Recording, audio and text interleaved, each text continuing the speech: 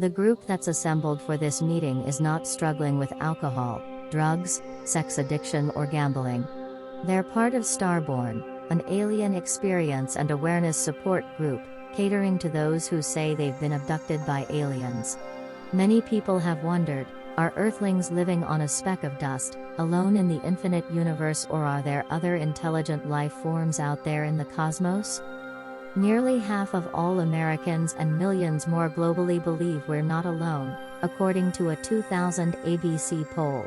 While 40 million Americans say they have seen or know someone who has seen an unidentified flying object, or UFO, a growing number believe they've actually met aliens.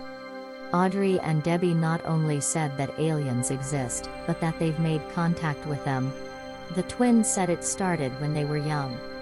I was probably about 5 years old or so, and a bright blue light would come into the room and the door would open, and there would be like a foggy kind of misty blue light, just shining through the whole house, Audrey said. And these two figures would come in. There would be a tall one, they had black capes, but they were bald and had big eyes. Audrey and her sister call their visitors the bald men, but they're better known in UFO circles as the Greys, a race of extraterrestrials, categorized by the grayish color of their skin. The twins' first encounter with aliens, they say, came during childhood and continued into adulthood. They also believe they've been abducted together on the same spaceship, only to compare stories afterwards. We have been together on abductions, Audrey said. We have been up in crafts and seen our house from above.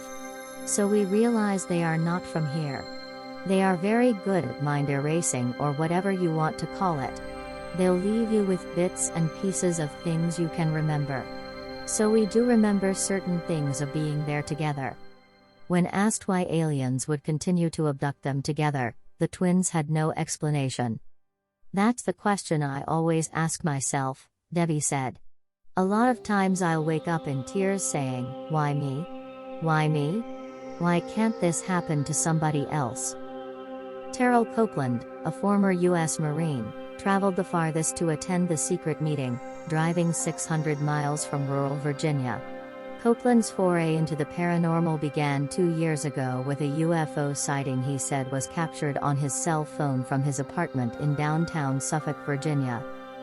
It was an orb of light, he said. Just a big ball of light. It wasn't moving. One was solid white. The other was directly across the street from it, up 300 feet above ground, and was changing colors very rapidly. This is not usual. Something's wrong here. Maybe I am in over my head. I'm not supposed to be looking at this stuff, Copeland, 27, who drives forklifts at a warehouse for a living, recalled thinking. But after the video of what Copeland said he witnessed in the sky was posted on YouTube, he said a strange visitor came to his front door. I woke up from the nap by the sound of someone trying to enter my apartment, he said. And I said, who is it? There was no answer. Still just, you could see the doorknob moving and like a scratching at the door. And I keep a firearm. It was on my table. And my thought was to get up and check. I was in complete paralysis. The only things I could move were my eyes. And I heard a voice through the door say, you don't need that weapon. We won't harm. Soon after, Copeland said he started experiencing what he calls missing time. During a span of 2 nights, Copeland said, he missed 4 hours, not as a result of sleep,